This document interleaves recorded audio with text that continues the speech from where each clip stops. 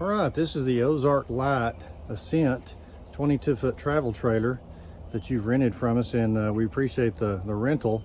This video is going to be a short little video showing you how to use the different features, how to hook it up to your truck, various things. I'll start up here at the hitch. It has a manual jack right here. You just lift this up and you turn it to raise the trailer up to a position where it'll fit on your car or your truck. Pop this out, pull that back. This is a 2 5/8 inch hitch, so you need a 2 5/8 inch ball. Lower this down onto your receiver hitch, lock that in place, put this pin in there to keep it from raising back up while you're driving, and then you hook these safety chains to the hitch. There's also a 7-pin round light and brake connector right here that would plug into your vehicle. Now this trailer does have brakes, and if you're going to rent this truck and you have a half-ton, you really need to have brakes. This is your battery compartment. This will operate your 12-volt system while it's parked. Once this is plugged into your vehicle will operate the 12-volt system until you get to your campsite and you're hooked into shore power. And then this is a base that the jack sits on. You want to be sure and stow this before you leave. Don't leave it behind. Your propane bottle's right here. You turn this counterclockwise to open it all the way up. And then before you leave, you always want to be sure you close it. Now on both sides of the camper, in front and behind the tire, we have some rubber wheel chocks. These are the last things you remove before you leave, because you don't want to be hooking this trailer up to your truck and something happen and it take off rolling on you. You always want to have these chocks in place, and there's 2 more on the other side. So right before you leave, you want to take these and stow them with that jack stand. This trailer comes with 4 stabilizer jacks. This is one of them. There's a tool in there that slips into here, and you just turn it and it'll allow that jack to go down. And when you make a good surface, you want to give it maybe 2 more cranks, and all that does is just put a little stabilization to these corners. It's not meant to lift the trailer up off the ground by no means. It's just made to stabilize the trailer, and there's 4 of them. So you want to be sure that before you start using your trailer that you lower the stabilizing jacks.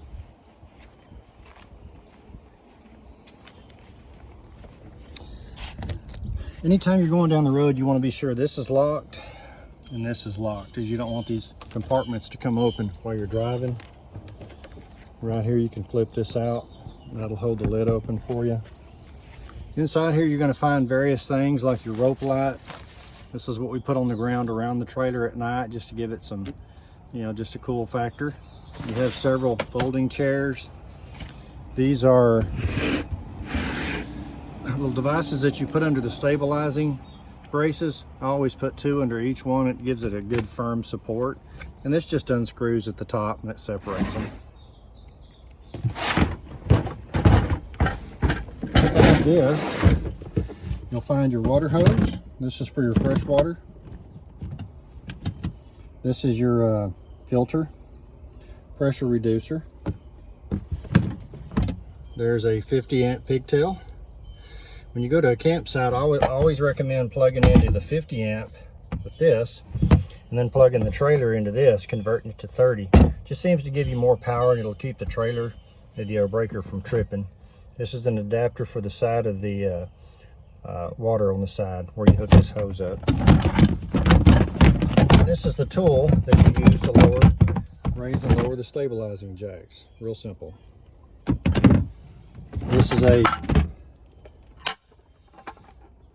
surge protector that you plug the camper into. This plugs into the power supply. The camper plugs into this and just prevents it from getting any power surges and doing any damage to the camper.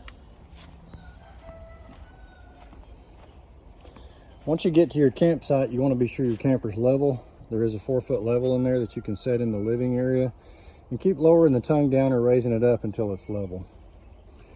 On this side of the camper, you have your city water connection. This pops off. You take that 45-degree fitting that I just showed you, screw that on here, screw that white water hose on, take it over to your water supply, hook it into the filter, to the pressure reducer, and then the faucet. Turn the faucet on, then you'll need to go in there and open your kitchen faucet to bleed the air out of the lines, and then you'll be fine. Fresh water connection, this is only used if you're boondocking. You don't need this if you have a water hose coming in here. The way this works is you fill this with a hose until it's completely full, and then you have to turn the water pump on inside. But again, it's only for boondocking. This is a black tank flush. So if you're at the campsite and you're getting ready to leave and you drain your black and gray water tanks, you can hook a water hose in here and add a little bit of water, and it'll just clean those tanks out. Clean the black water tank out anyway. This is your shore power. As you can see, I've got it plugged in here. But if you put your finger in here and raise that up, you can pull a little bit more out, push a little bit in. When you leave, you want to push this thing all the way in except for the plug. The plug remains right here. If you push the plug all the way in, you're going to have a tough time getting that out of there because my hand won't even fit in there. So the plug needs to remain right here. This little thing slips down right here to close that hole up, and it snaps. When you're at a campsite, you take out as much as you need, you just do that and it snaps right on. This is your shoreline.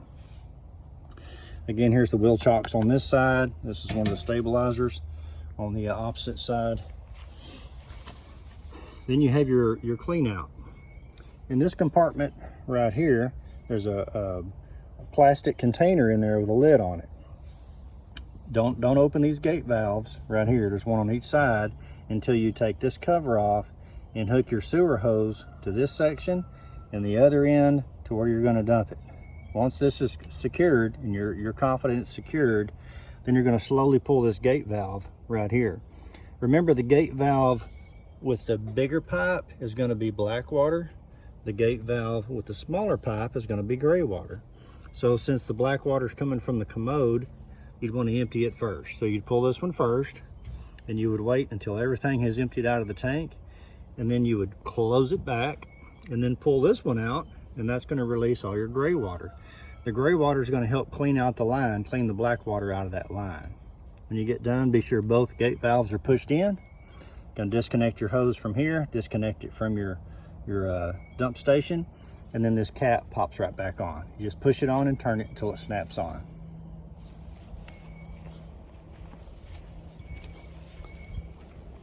Now we're going to go inside the trailer. All of our trailers come with a combination electronic lock here. When you rent the trailer from us, we will give you the code. Take the shoes off here. We always try to keep our trailers as clean as possible. So right up here, the first thing you're going to notice is some controls. The first one says water pump. You only use this one if you're boondocking. If you have a water hose hooked to the camper, then you don't need that. Water heater, once you have the gas turned on and your supply line, your water supply is hooked up, you've bled the lines by opening the faucet, you would turn that water heater on and it would start heating your water. Now, if you're going to be sleeping, you don't need to be heating water. I would recommend flipping that on about 30 minutes before you take a shower or before you plan on doing some dishes. This first light switch turns the light on inside. Second light switch turns the LED strip on outside.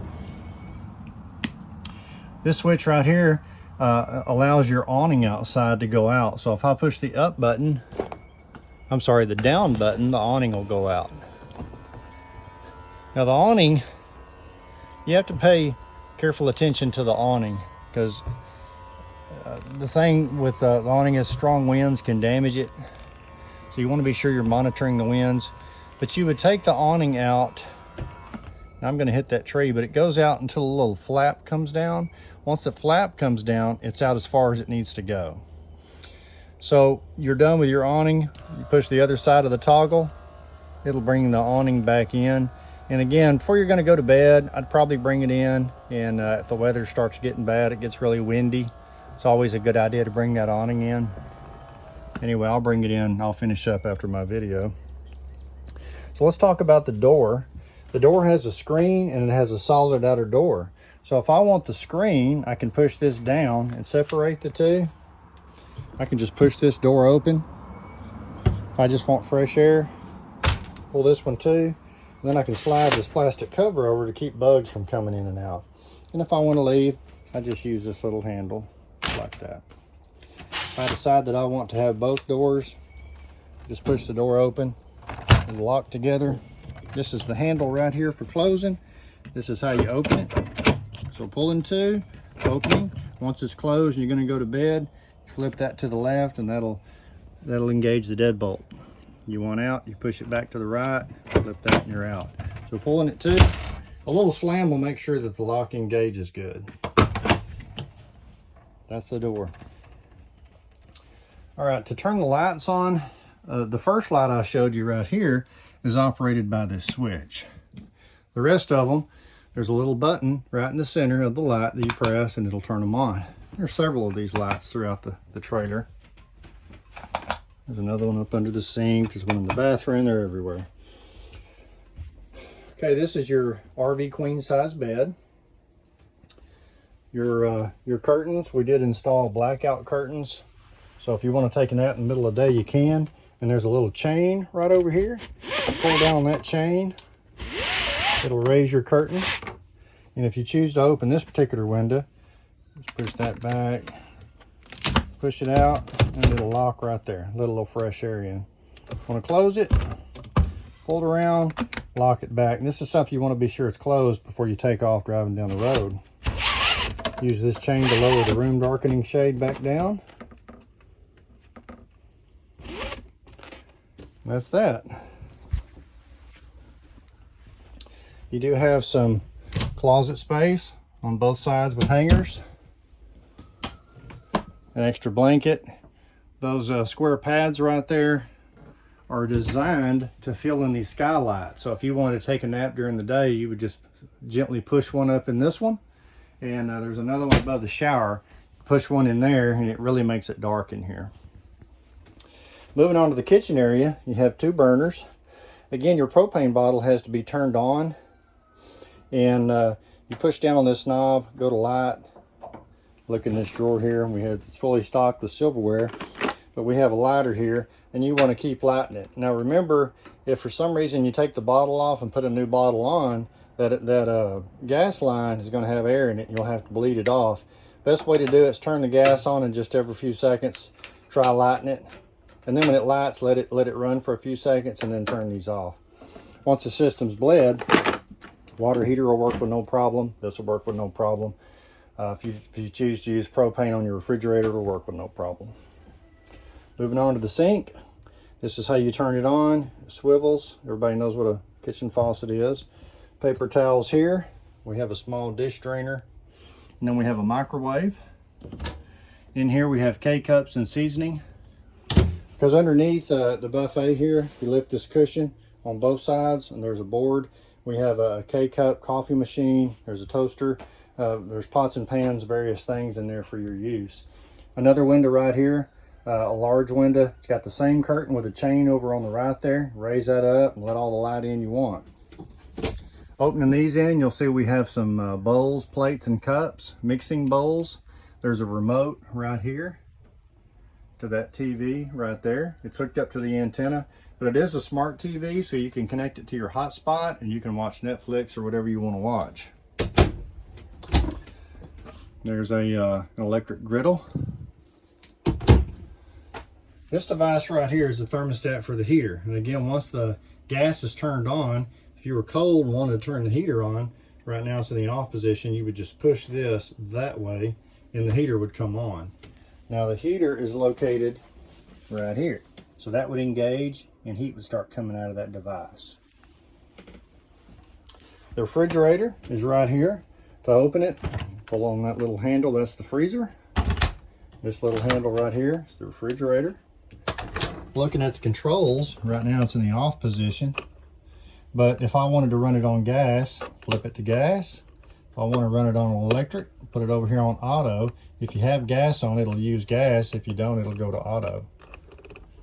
Go back to off. I'd leave that cold about where it is. It seems to work well where it is. When you're going down the street, always have it on off. You don't want to drive down the street with the propane on because there is a flame behind this refrigerator. That's how it works. Going into the bathroom, again, there's another light up here on the ceiling. You just push that button. And in here you have your commode. If you've never used an RV before, you'll notice there's a little bit of water in the tank. Over here on the side is a little lever. And once your water's on, when you get done using the restroom, you push that down, it'll dump it, it'll fill the bowl back up with water. Now I don't have water hooked to this trailer right now, but if I did, it would have filled back up. Real simple to use. We have a shower here, hot and cold. And then on RVs, there's a button here on the shower so you can kind of conserve water. So if you're soaping up or you're putting conditioner in your hair, you can turn the water off real simple by doing that. And then when you're ready for the water again, you just flip that switch back and you don't have to adjust your hot and cold again. It's always ready for you. Moving on to this side is the sink. Up here we have some body wash conditioners. We have a little first aid kit and some off in case the insects are bad. Hand soap, all that comes with the trailer. Down here we have some additional RV toilet paper, and we have a chemical that goes in there. So each time you set up, or each time after you dump, you want to put one of those packets of chemicals in the commode, and that'll keep everything fresh. Here's some extra wash towels.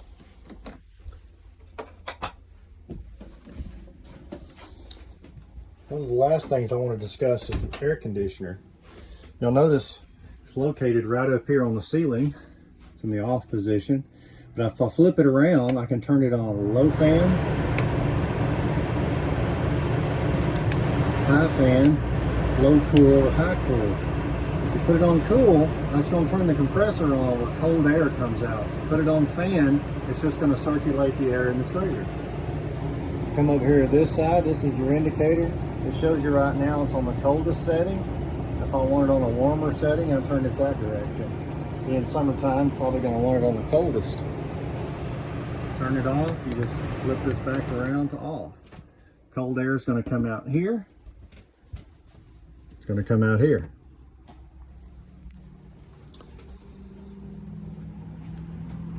I think I have discussed about everything there is in this camper. Again, if you're renting this from me, you'll be supplied with my phone number, and you feel free to call me anytime you want. So this is the 2021 Ozark Lite Ascent 22-foot camper. It can be towed with a half-ton truck, but I would recommend a trailer control system on your vehicle. Most of them have them. If you don't have them, they're pretty easy to get. And I think that's it. Thank you very much.